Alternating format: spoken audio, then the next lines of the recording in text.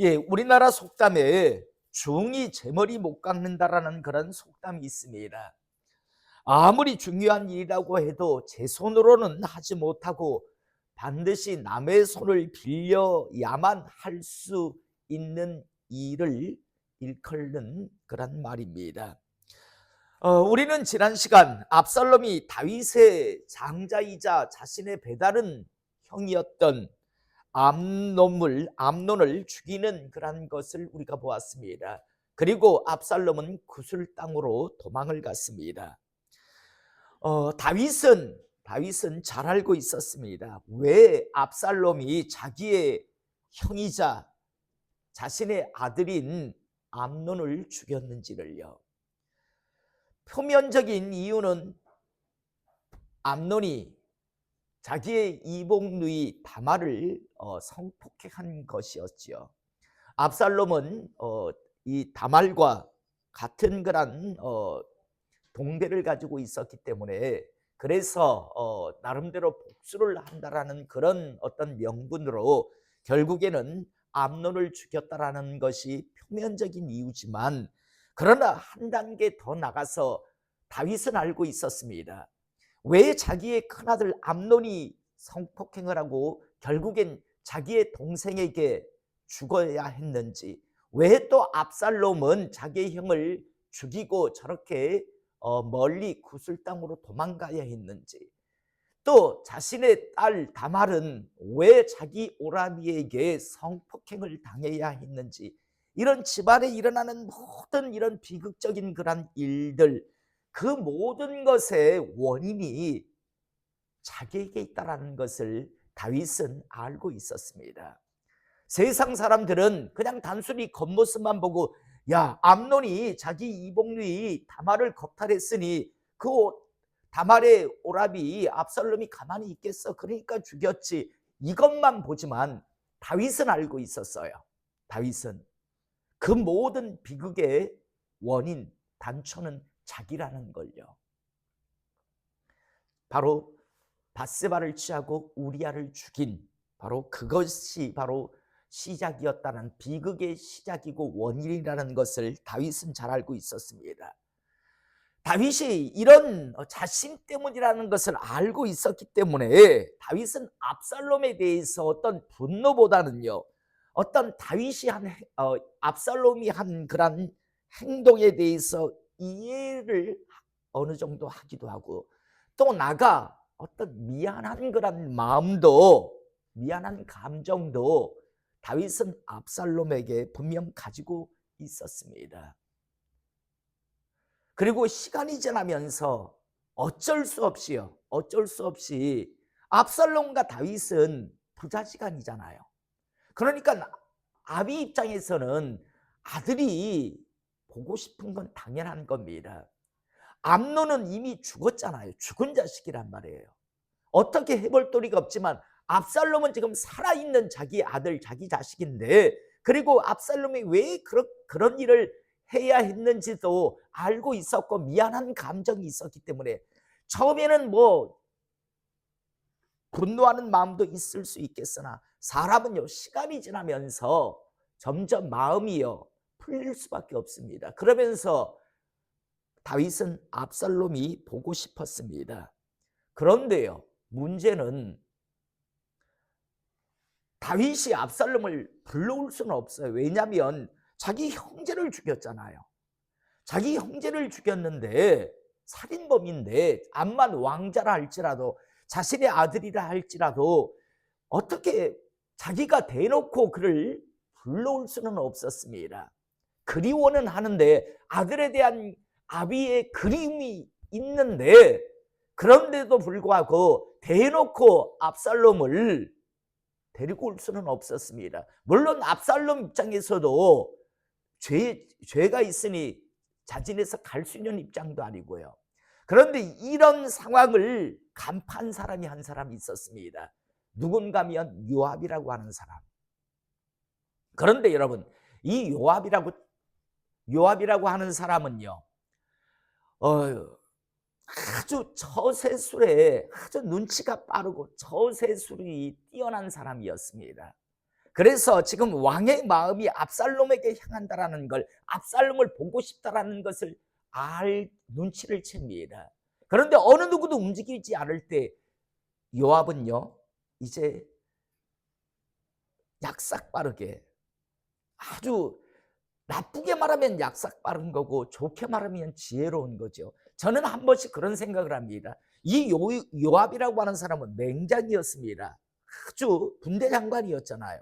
맹장이기도 하고 아주 똑똑한 사람이었습니다. 지혜로운 사람이었습니다. 나쁘게 말하면 약삭빠르고 처세술이 뛰어나지만 그런데 이걸 정말 좋게 썼더라면 얼마나 좋았을까. 그런데 끝내 우리가 잘 알지만 결국에는요, 비참하게 요압도 결국에는 솔로몬에 의해 죽임을 당하죠.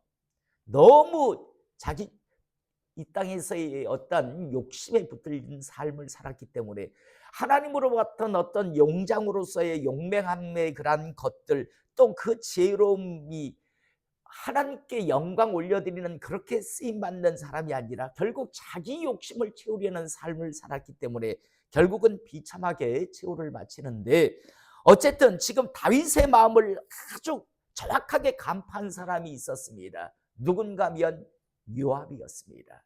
오늘 그래서 1절서부터 보면 수르야의 아들 요압이 왕의 마음이 압살롬에게로 향하는 줄 알고 드고아의 사람을 보내 거기서 지혜로운 여인 하나를 데려다가 그에게 이르되, 청하건대 너는 상주가 된 것처럼 상복을 입고 기름을 바르지 말고 죽은 사람을 위하여 오래 슬퍼하는 여인같이 하고 왕께 들어가서 그에게 이러이러하게 말하라고 요압이 그의 입에 할 말을 넣어주니라.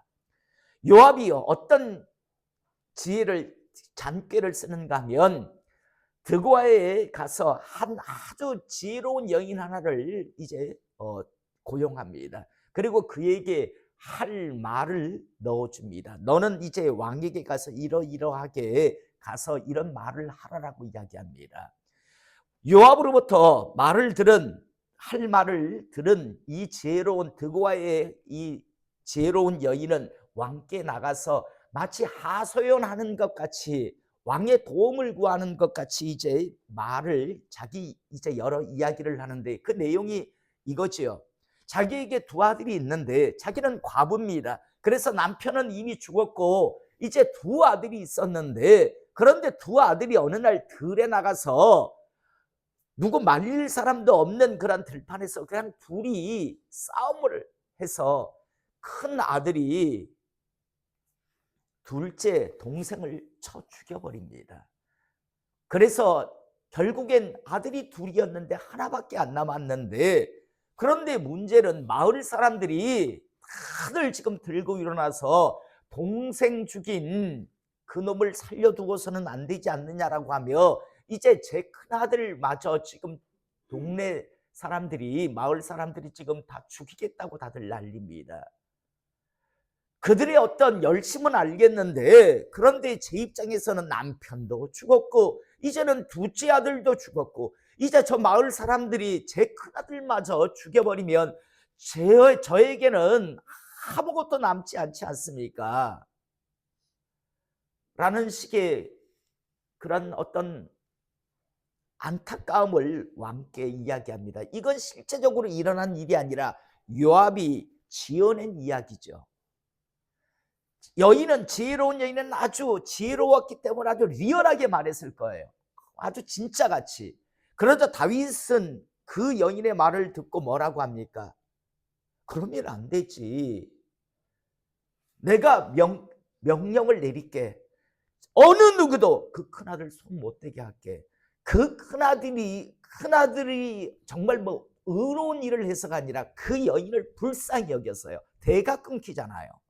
그 당시에 대가 이어진다는 건 아주 굉장히 중요한 건데, 심지어 하나님께서 형사취수제라고, 형이 죽으면, 아이 없이 죽으면 동생이 취하서라도 아이를 놓게 해서 형의 그런 혈통을 잇게 하는 그런 하나님의 율법이 있던 당시인데요. 다윗 입장에서는 걱정하지 마라. 너의 그 사정을 들어보니 내가 명령을 내릴게. 그래서 어느 누구도 너의 큰아들의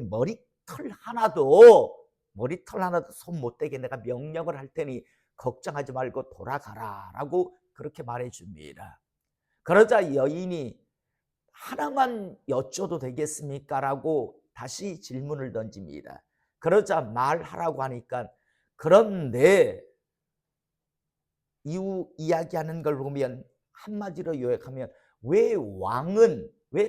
왕이여 당신은 나에게는 그런 긍휼을, 그렇게 선악을 착할 지혜롭게 판단하시면서 왜 당신은 저 구슬 땅에 가 있는 당신 아들을 불러오지 않습니까? 라는 그런 뉘앙스의 말을 다윗이 알아들을 수 있게끔 그렇게 말을 풀어서 이야기하죠. 그러자 지혜로운 다윗이 그 말을 못 알아듣겠습니까? 그래서 뭐라고 이야기합니까? 결국 여인에게 묻습니다. 너 솔직하게 말하라. 너에게 이 말을 넣어준 게 요압이냐? 요압이 너한테 혹시 시켜서 지금 너 나한테 지금 와서 지금 이런 이야기를 한 것이냐? 라고 묻습니다. 그러자 요압이 그렇게 말을 넣어 주어서 이제 그렇게 했습니다라고 여인은 또 솔직하게 이야기를 합니다. 그래서 결국 다윗은요, 못 이기는 척하며 결국 압살롬을 데려오게 합니다. 자, 그런데요, 압살롬을 데려왔는데 다윗 입장에서요, 그래도 형을 쳐 죽인 아들이잖아요. 그래도 암만 자기가 왕이지만 아들이 그리웠지만 그렇게 막 없었던 일같이 할 수는 없어서, 그래서 이제 집에 가 있게 합니다. 그리고 왕이 한 2년 정도를 갖다가 아들을 만나지 않습니다. 압살롬을 돌아오게는, 그술 땅에서 이스라엘 땅으로 돌아오게는 해서 자기 집에 살게는 해주지만, 그러나 예전같이 뭐 아들이라고 만나주고 그러질 못합니다. 그렇잖아요. 그 다윗 입장에서 암만 왕이지만 형을 쳐 죽인 살인자인데 내가 왕이라고 내 마음대로 할 거야 라고 할 수는 없다 보니까, 그래서 2년 정도 불러는 왔지만 만나지를 않습니다. 자, 여러분, 저희들은 여기서 우리가 한 번 정도 생각할 수 있기를 원합니다. 자, 우리는요, 많은 사람들이 이런 생각합니다. 내가 이래도 내 마음을 알겠지라고 그렇게들 생각합니다. 모릅니다. 아마 다윗은 그런 생각을 했을 거예요. 내가 지를 부르지 않지만 그래도 구슬 땅에서 내가 돌아오게 했으니까 내가 지를 얼마나 사랑하는지, 내가 지를 얼마나 아끼는지 잘 알 거야 라고 다윗은 그렇게 생각했을 겁니다. 하지만 여러분, 압살롬은 몰랐습니다. 사시다가 어떤 인간관계에서 어떤 이렇게 문제가 있을 때 가서 꼭 이렇게 이야기하실 수 있기를 이 시간 축복합니다. 상대편이 내 마음을 알겠지라고 그렇게 생각들을 많이 하는데 모릅니다. 다윗은 압살롬이 내 마음 알겠지라는 생각을 아마 하고, 그래도 2년 동안 그냥 그렇게 두었는데, 내가 부르고 싶지만, 내가 지를 사랑하지만 사람들 보는 눈도 있고 해서 내가 지금 지를 못 부르지만 그래도 내가 지를 사랑하는 걸 압살롬 지는 알고 있겠지라고 생각을 하는데, 아니에요. 몰라요. 압살롬 입장에서는요, 서운한 거예요. 다윗의 마음과 압살롬의 마음이 완전히 다른 것을 우리가 보게 됩니다. 결국 압살롬 입장에서는 기다려도 왕이 불러주질 않아요. 그술 땅에 있을 때 이제 돌아오게 하니까 금방 이제 아버지가 그래도 한 6개월 정도, 3개월, 6개월 정도면 되겠지 했는데 이게 2년이 지나도 아버지가 불러주질 않다 보니까, 그래서 이제 요압을 시켜서 차라리 죄가 있으면 죽이시든가 아니면 좀 나를 만나달라, 아버지와 만남을 갖게 해달라고 그런 말을 좀 하고 싶어서 요압을 부르는데, 아까도 말씀드렸죠. 요압은요, 정말 무슨 마음을 다하는 그런 마음을 나누는 사람이 아니라 처세술에 뛰어난 사람이었습니다.